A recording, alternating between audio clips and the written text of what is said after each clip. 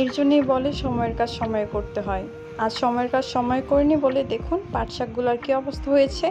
আসলে গতকাল রাতে নাদিম পাট শাক নিয়ে এসেছিল, কিন্তু আমি অলসতার কারণে পাট শাকগুলোকে গুছিয়ে রাখতে পারিনি, যেই কারণে আজকে একদম পাট শাকগুলো নেতিয়ে গিয়েছে। আর এদিকে মায়াবুড়ির শাকগুলো দেখে খেলতেছিল আমার সাথে, আর আমি ওরকে একটু মজা দিচ্ছিলাম। তো যাই হোক, পাট শাকগুলো একটু বেছে নিতে নিতেই কিন্তু মায়াবুড়ি আবার ঘুমিয়েও গিয়েছে।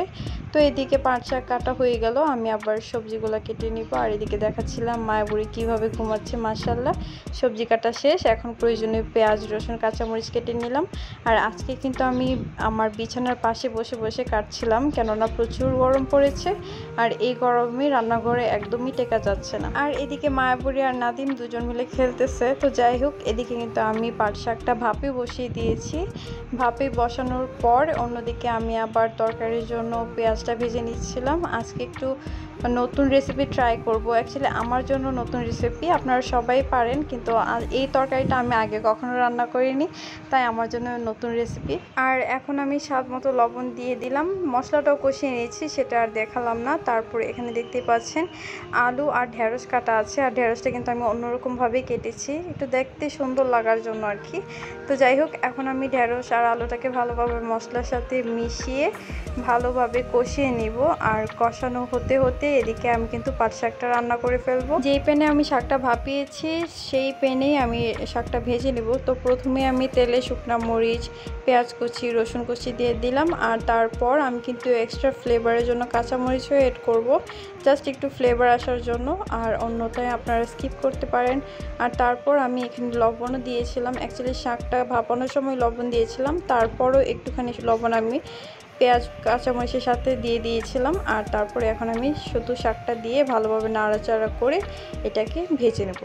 আর শাকের কালারটা কিন্তু খুবই সুন্দর সবুজ থাকে, একদমই কালারটা নষ্ট হয় না, এটা আমার কাছে খুবই ভালো লেগেছে। আর আমি যত ভালো পাট শাক রান্না করতে পারি এটা কিন্তু আমি আগে জানতাম না।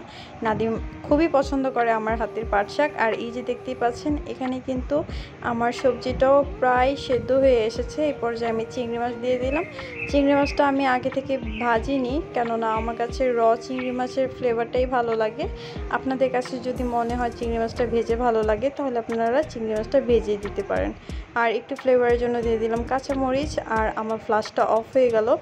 তো যাই হোক, এই যে দেখতেই পাচ্ছেন আমার কিন্তু তরকারিটাও রান্না হয়ে গেছে, এত ইয়াম্মি হয়েছিল আলহামদুলিল্লাহ। আর অন্য পাশে আমি অলরেডি দুধ বসিয়ে দিয়েছি তেজপাতা, এলাচ, দারচিনি দিয়ে, কেননা আজকে একটু সেমাই রান্না করব। নাদিম সেদিন রোজা ছিল তাই। আর এখানে আমি একটু ঘি নিয়ে নিচ্ছি, ঘি নিয়ে তারপর আমি সেমাইটাকে ভেজে নিব। অ্যাকচুয়ালি প্যাকেটের সেমাইগুলো তো অলরেডি ভাজাই থাকে, তারপর একটু ঘিয়ের ফ্লেভার আনার জন্য আমি এক্সট্রাভাবে ভেজে নিচ্ছিলাম। আর আমার ঘিটাও শেষ হচ্ছিল না, তাই ভাবলাম যে ঘিটা ইউজ করা যায়। তো প্রথমেই আমি ঘিয়ের মধ্যে কিশমিশ ভেজে নিলাম, তারপর একটুখানি সেমাই দিয়ে দিলাম, প্রয়োজন অনুযায়ী দুজনে যতটুকু লাগে দিয়ে এটাকে ভালোভাবে একটু বাদামি হওয়া পর্যন্ত ভেজে নেব। আর অ্যাকচুয়ালি কি আমি কিন্তু সেমাইয়ের মেজারমেন্টটা এখনও জানি না, কতটুকু দুধে কতটুকু দিতে হয়। আমার সেমাইটা অনেক বেশি পরিমাণে ঘন হয়ে যায়, তারপরও আমি ট্রাই করে যাই বারবার, কেননা প্র্যাকটিস ম্যাক্সিমাম পারফেক্ট। তো ইনশাল্লাহ আমার রান্না বাড়াও একদিন পারফেক্ট হয়ে যাবে। কিন্তু একটা কথা মানতে হবে, আমার সেমাই কিন্তু খেতে অনেক মজা, অনেক ক্রিমি হয়। তো যাই হোক, এদিকে আমি সেমাইটাকে দিয়ে দিচ্ছি, আর দিয়ে এটাকে ভালোভাবে নাড়াচাড়া করে নেব। আর এর মাঝে আমি একটু গুঁড়ো দুধও দিয়ে দিলাম। গুঁড়ো দুধটাকে ঠান্ডা পানিতে ভালোভাবে মিশিয়ে তারপর দিয়ে দিতে হবে, এতে একটু ক্রিমি টেক্সচার আসবে। আর এই যে দেখতেই পাচ্ছেন আজকে মনে হয় আমার সেমাইটা একটু পারফেক্ট হয়েছে, ইনশাল্লাহ দিন দিন আরও পারফেক্ট হয়ে যাবে। আর এদিকে নাদিম বলতেছিল যে ওনাকে সুপি নুডলস খাবে, আর সুপি নুডলসের জন্য আমার ঘরে একদমই সস ছিল না। তো ইনস্ট্যান্ট কি করা যায়, প্রথমে আমি তেলে একটু পেঁয়াজ আর ডিম ভেজে নিলাম কাঁচামরিচ সাথে এড করে, তারপর আমি এটাতে প্রয়োজন মতো পানি ফুটিয়ে নিলাম। আর পানিটা যখন একটু ফুটে আসলো তখন আমি দিয়ে দিলাম নুডলস। আর নুডলস দেওয়ার পর এখানে আমি 1 প্যাকেট কর্ন স্যুপ একটু ঠান্ডা পানিতে গুলিয়ে দিয়ে দিলাম। আর এই যে দেখতেই পাচ্ছেন আমার নুডলসের কনসিস্টেন্সি।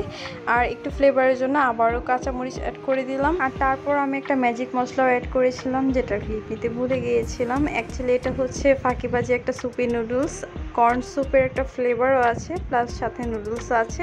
খেতে কিন্তু বেশ মজা হয়েছিল, যেহেতু সাথে ডিমও ছিল, প্লাস আমি এক্সট্রা ফ্লেভারের জন্য ম্যাজিক মশলা অ্যাড করেছিলাম। আর এদিকে হচ্ছে আমি ভাতও বসিয়ে দিয়েছিলাম, সাথে 2টা ডিম সিদ্ধ করে নিয়েছিলাম। আর ইফতারের টাইম হয়ে গেছে, তাই ঝটপট করে ইফতারগুলো বেড়ে দিলাম নাদিমকে। ছিল রুহ আফজা আর ছিল সালাদ, আম আর নুডলস আর সেমাই। এই ছিল আমার আজকের ভিডিও। অনেক দিন আগের এই ব্লগটা, কিন্তু অলসতার কারণে, ব্যস্ততার কারণে ব্লগটা আপলোড করা হয়নি। আজ আপলোড করে দিলাম। কেমন লাগলো অবশ্যই কমেন্টের মাধ্যমে জানাবেন। ভালো লাগলে লাইক, কমেন্ট এবং শেয়ার করে দিবেন। সবাই ভালো থাকবেন, সুস্থ থাকবেন। সবার জন্য অনেক অনেক দোয়া রইল। আল্লাহ হাফিজ।